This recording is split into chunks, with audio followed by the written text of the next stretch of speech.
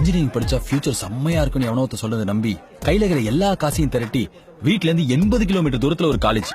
எதுக்கு படிக்கிறோன்னே தெரியாம ஒரு கோர்ஸ். 4 வருஷம். காலைல 5:30 மணிக்கு அறக்க பறக்க பல்லு கூட தேக்காம எழுதுக்கணும். ஏன்னா 6 மணிக்கு பஸ் ஸ்டாப்ல இருக்கணும்ல.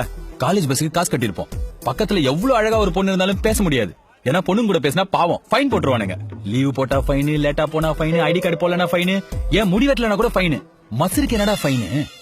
இது எல்லாத்தையும் தாண்டி படிச்சிடலான்னு பார்த்தா யாரு வந்து கிளாஸ் எடுக்கிறா? போன வருஷம் நம்மளுக்கு முன்னாடி படிச்சுட்டு போனவன் நல்ல வேலை கிடைக்கிறவர்கள் டீச்சரா இருக்கலாம்னு வந்து எடுப்பான். எதுவுமே புரியாது. M1 M2 எல்லா மேக்ஸ் பேப்பரும் அரியரு. ஐயோ அண்ணா இன்ஸ்டியல் ரீவலேஷன் போட்டு அப்ளை பண்ணி எப்படியாவது கிளியர் பண்ணிடலான்னு பார்த்தா குத்தி விட்டது ரீவலேஷன் காசுக்குன்னு அப்புறம் தானே புரியுது. கஷ்டப்பட்டு எப்படியோ ஒரு ப்ராஜெக்ட காசு கொடுத்து வாங்கி கேம்பஸ் இன்டர்வியூ போயிட்டு மெக்கானிக்கல் பச்சவன், பாலிமர் பச்சவன், ECU பச்சவன் எல்லாம் எங்க போயிட்டு வேலை செய்யறோம்? TCS CTS, நீங்க இன்ஃபோசிஸா? என்ன சொன்ன? இங்க வந்து மாட்டிக்கிட்டனா? அது என்னோட கடை, நான் தான் ஓனர். நான் எப்ப வேலை செய்வேன் நான் தான் முடிவு பண்ணும். HRல கிடையாது. I am decision maker. Deepavali பொங்கலுக்கு நீ என்ன பண்ணுவ? லீவ் போடுவல்ல? எனக்கு அது ஹாலிடே. நான் வீட்ல குடும்பத்தோட இருப்பேன். ஏன்னா உன் ஹாலிடே அமெரிக்கன் இண்டிபெண்டன்ஸ். ஆனா ஒன்னு சொல்லி என்ன பண்றது? நாளைக்கு உன் வேலை இருக்குமான்னு உனக்கே தெரியாதுல்ல. ஏன்னா நீ லேபர், நான் ஓனர், அவனும் ஒரு ஓனர்.